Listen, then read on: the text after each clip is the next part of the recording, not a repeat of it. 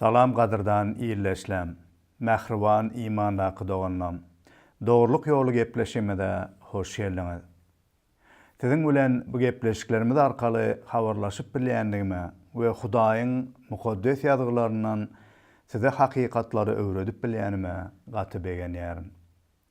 Rabbimiz Hudaý her birimizi bereketlemek isleýär we özüniň ajaýyp maksadyna, ajaýyp planyny bilip, onun hakikatyny bilip, onun doğrulugyna, hakikatynda ýaşamagymyzy isleýär.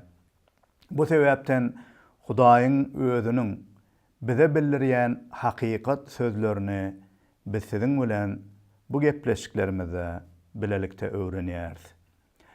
Geçen gepleşimizde biz siziň bilen Hudaýyň mukaddes ýazgylarynyň nähil derejede biziň durmuşymyz üçin wajypdygy barada öwrenip geçipdik. Elbette her birimiz üçin Hudaýyň mukaddes ýazgylary, Hudaýyň mukaddes sözleri, ýaşaýyşdan, bereketlerden dolu sözleri gaty gereklidir. Bu sebäpden bugünkü gepleşimizde hem biz siziň bilen Hudaýyň mukaddes ýazgysyndan, ýagny Zebur kitabyndan öwrenip geçeriz. Geçen gepleşimizde ýatladyk geçişim ýaly biz Zebur kitabynyň köp bölegini Daud peýgamber, ýagny Israil'de ýöne bir peýgamber däl, padşah olan, beýik padşah olan Daud peýgamberiň ýazandygyny aýdyp geçipdik. Hakykatdan hem Daudyň durmuşyna, Hudaýyň mukaddes ýazgylaryna bolan şeýle bir aýratyn ünsi, ýagny mukaddes ýazgylaryna bolan söýgini, mukaddes ýazgylaryň gymmatyny bilenligini we durmuşynyň esasyna Hudaýyň ajaýyp wadalarynyň, Hudaýyň ajaýyp sözleriniň durandygyny biz siziň bilen görýäris. Daudyň bugünkü öwrenjek mezmurumyz 22-nji mezmurdur. Daud bu ýerde Hudaý barada köp hakikatlary bize aýan edýär. Ýagny Hudaýyň häsiýetlerini bize görkezýär. Daudyň Hudaý bilen ýakynlygyny, şahsy ýakyn gatnaşykda bolandygyny bize aýan edýär.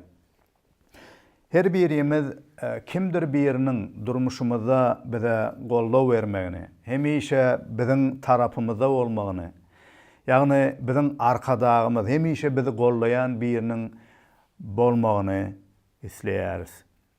Elbette beýle adamlar durmuşymyzda belki de bardır.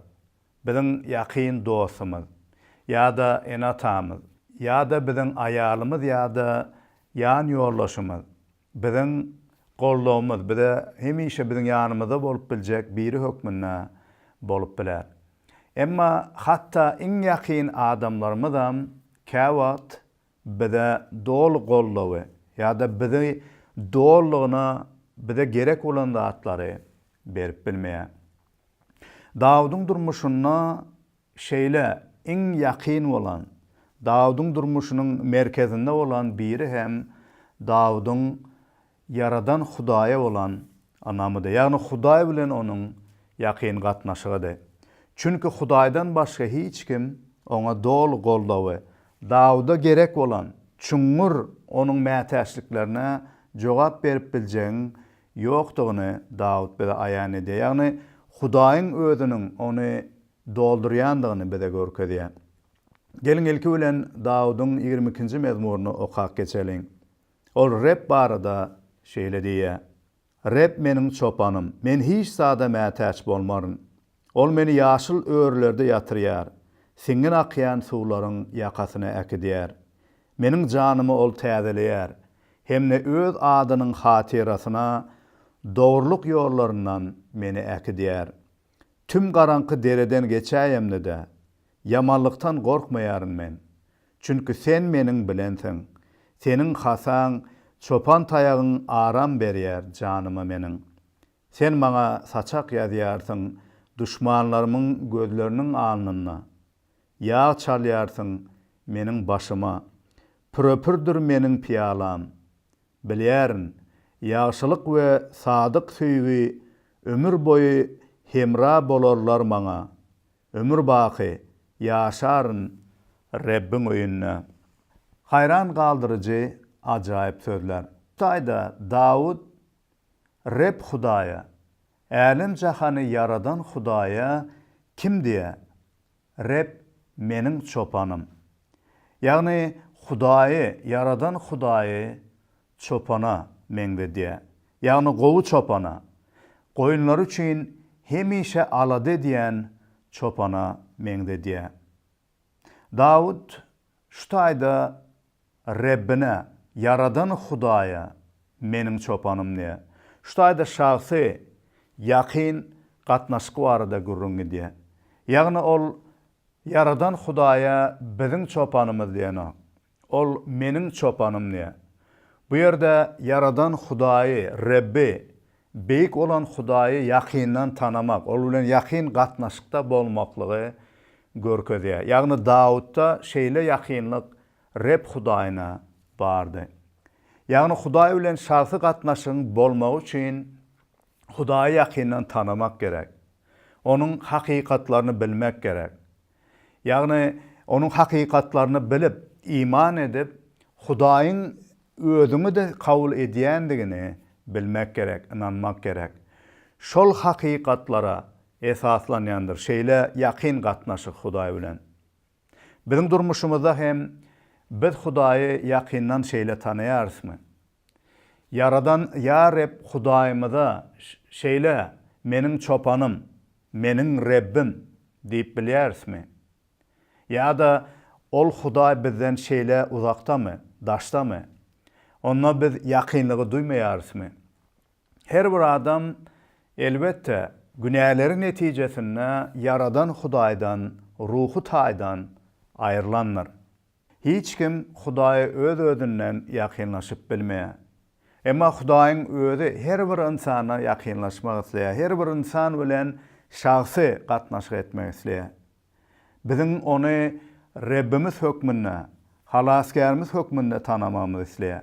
Bu sebäpden 2000 ýyl mundan öňe Hudaý özündäki iň mukaddes olan, özüniň bir bölegi olan İsa Mesih, ýagny Hudaýyň sözü olan İsany yer ýüzüne iýberdi.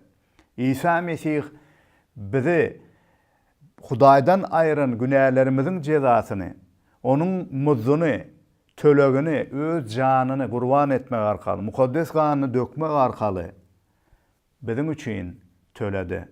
Ve onuň bu gurbanlygyna iman eden ve İsa Mesih'i öz halaskary we Rebbi hökmünde kabul edenleri Hudaý täzeden kabul edýär. Ve şahsy ýakynlaşa, öz bağlalary kimin şeýle bağlalary bolmak hukugyny berýär.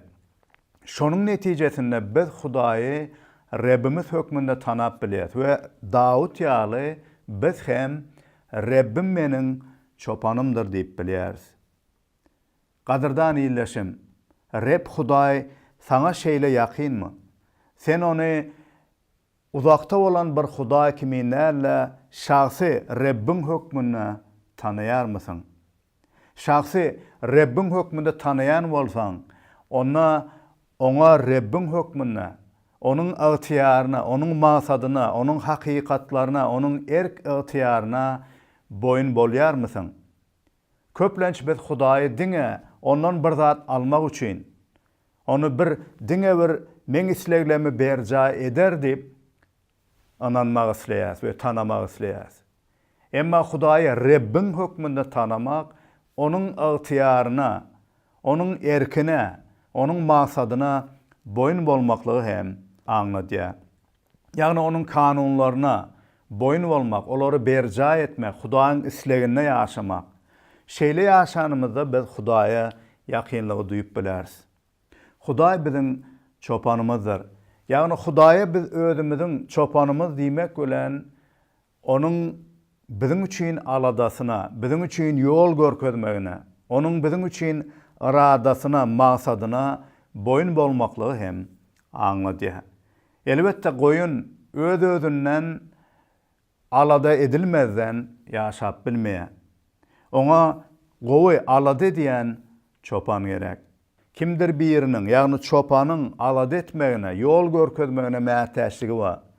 Muňa meňdeşlikde Reb Hudaýa meň çopanym diýmek, ona bizim mätäşligimizin bardygyny boyun almamızdır. Bugünkü durmuşumuzda her gün Hudaý şeýle görýärismi? Ona baglydygymyzy, ona mätäşligimizi bilip, diňe Hudaýdan mätäşligimizi jogaby gözläp ýaşaýarsmy? Ya da başga yerlere gidýärismi? Ya da başga kimdir biri, ya da kim nähildir bir zatlar biziň çopanymyzmy? Ondan başga da bu mezmurda näme diýe?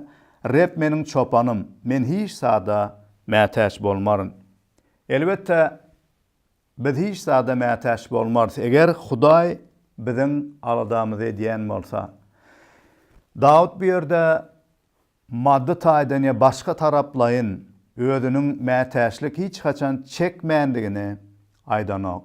Daud bu ýerde her bir mätäşliginde hem Hudaýyň özüniň onuň mätäşliklerine jogap berendigini we berjekdigini bize ýatla diýär. Elbetde durmuşumyzda dürli mätäşlikler, kynçylyklar bolup bilýär. Emma eger çopanymyz Rep Hudaýyň özü bolsa, onda ol biziň janymyz hakynda, biziň mätäşliklerimiz hakynda alad eder. We bize gerek olan zatlaryň baryny onuň özü bize öpçün eder. Çünki ol biziň mätäşliklerimizi doldurar. Diňe bir biziň mätäşliklerimize jogap bermegi bilen çäklenmän, ol biziň kalbymyzy, janymyzy doldurar. Mundan başga da Hudaýyň ýanyna diňe onuň elini, ondan bir zatlar isläp däl, biziň onuň özünden dolup daşýasmy, onuň özünden ganýarsmy, onuň özü biziň üçin yeterlikmi? Daud üçin Hudaýyň özü yeterlikdi. Bu sebäpden ol näme diýdi, men mätäşlik çekmerin.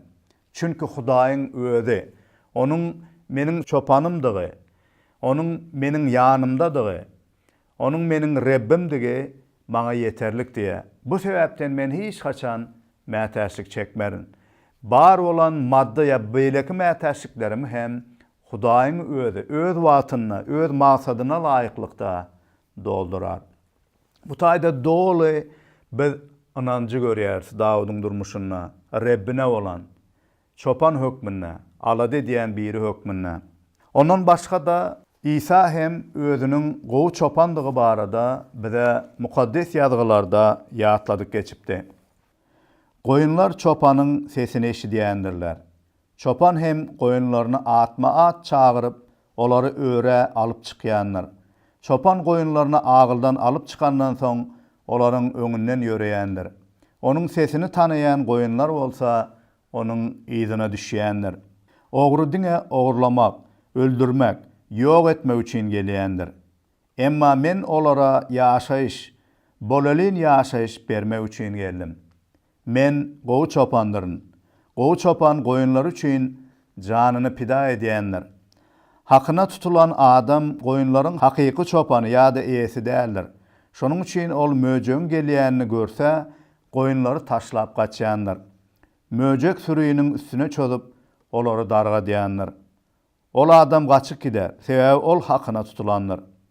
Men gowy çopandyryn. Edil atamyň meni, meniň hem atamy tanaýşym ýaly.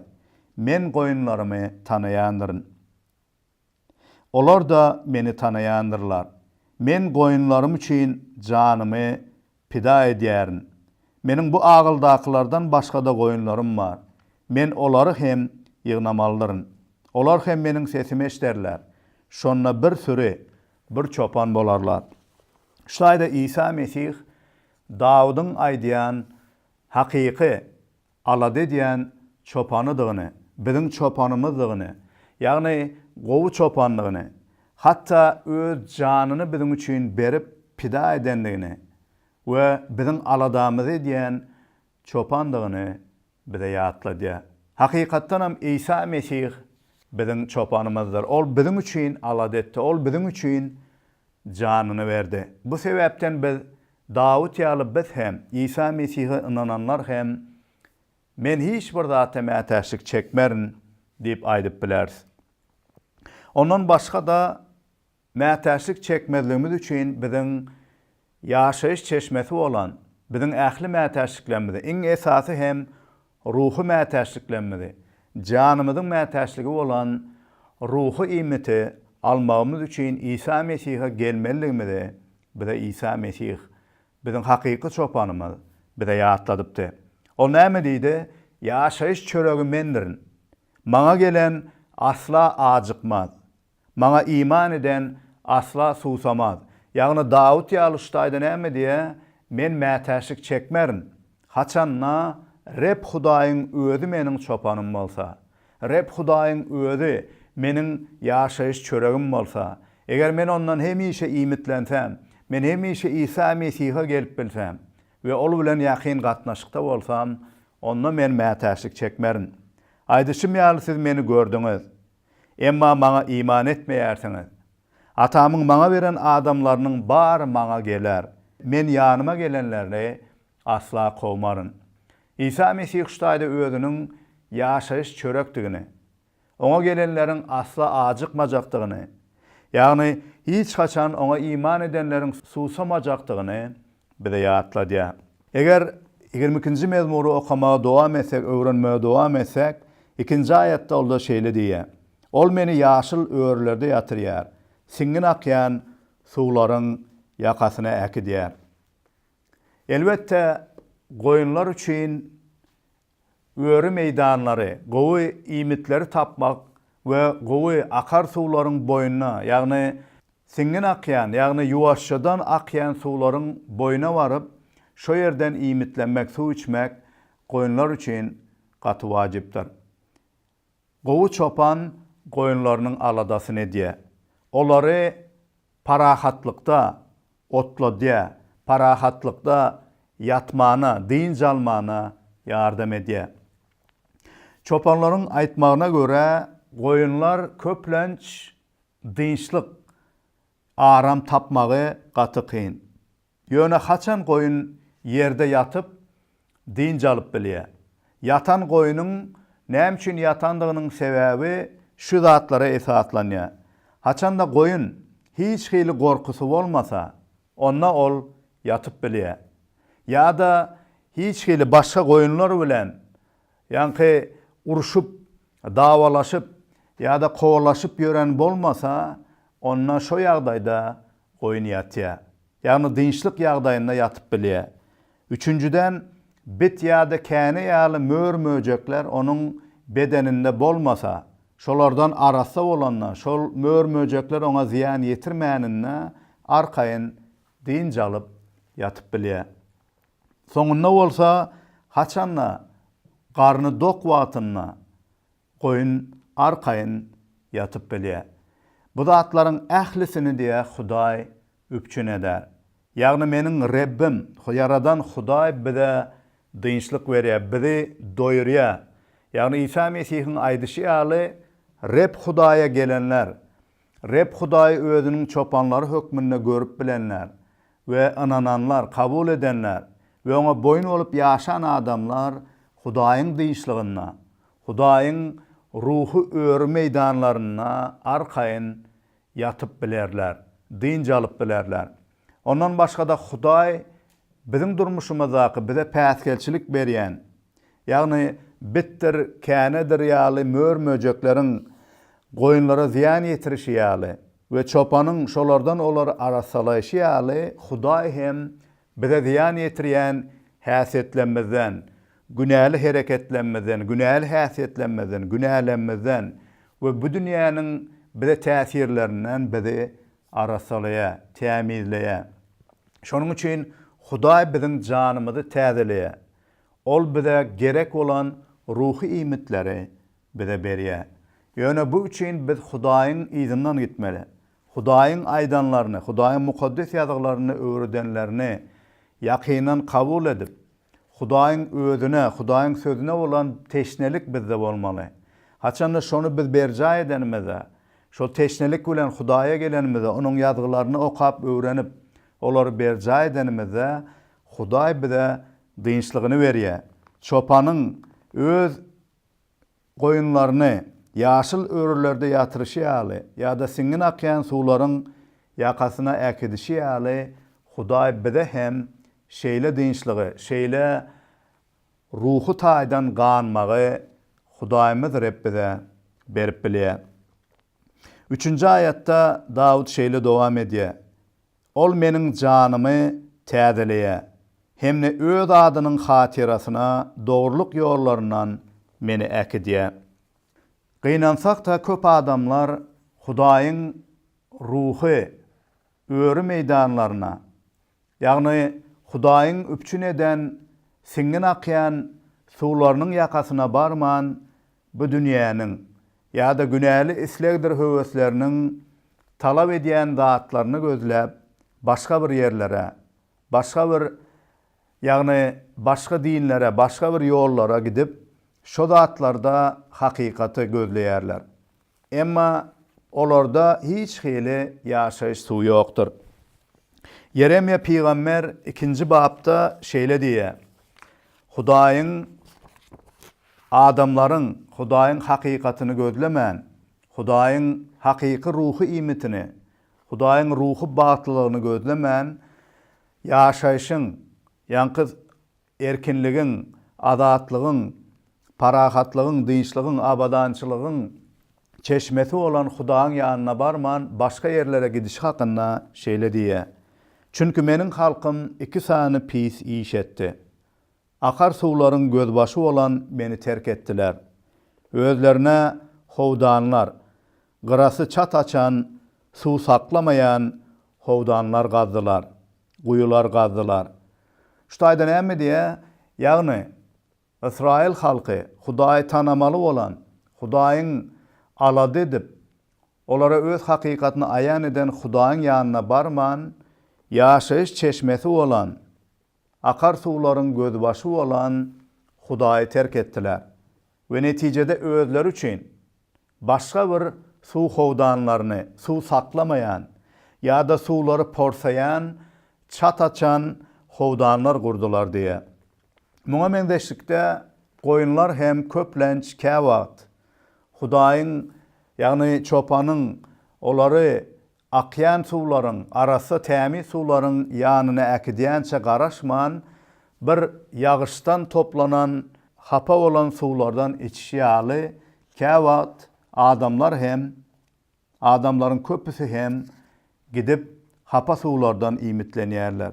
Hapa suwlardan içýärler. Netijede dürli ruhy sırkawçylyklara sedewar bolýarlar.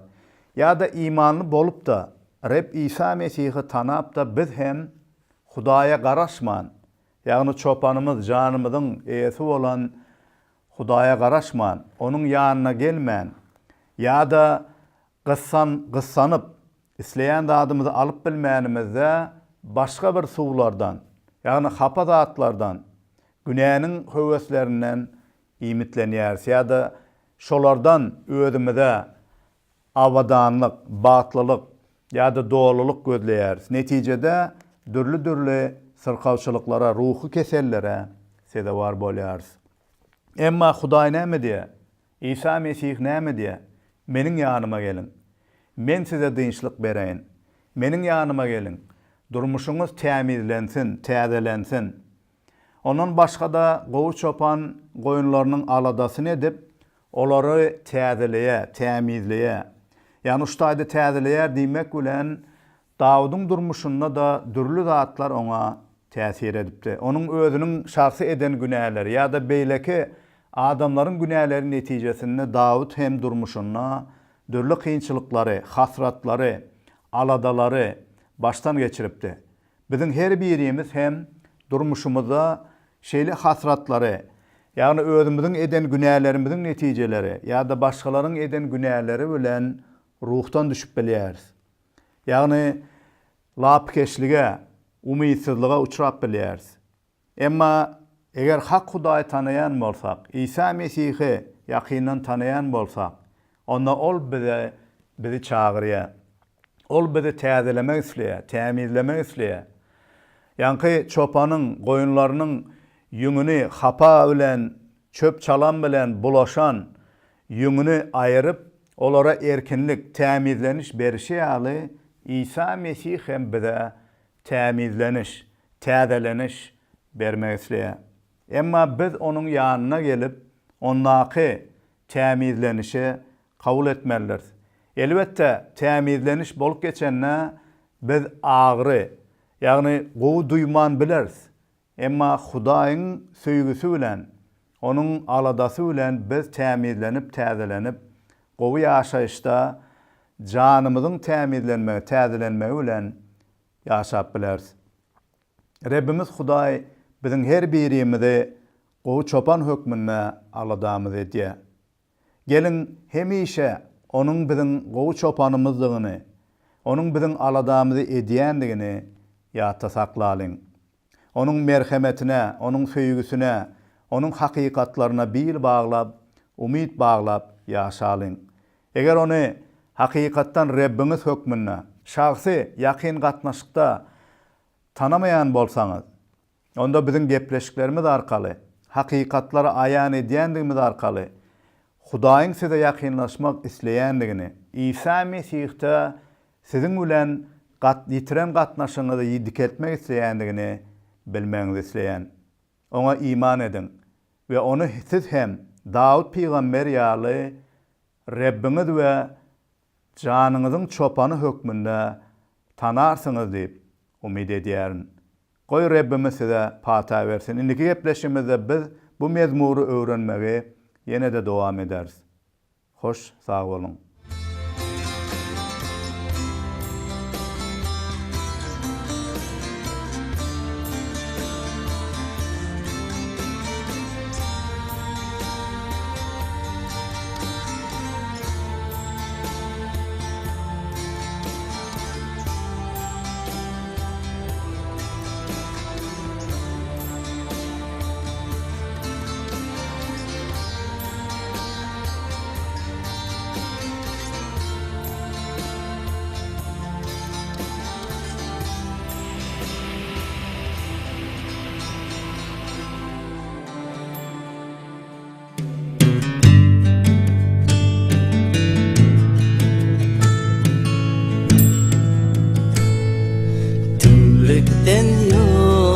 Yan bir bağ, şeytanı haçta yeňen bir bağ. Ynha gökte onun sağında, maňa pek nur saçyan bir bağ.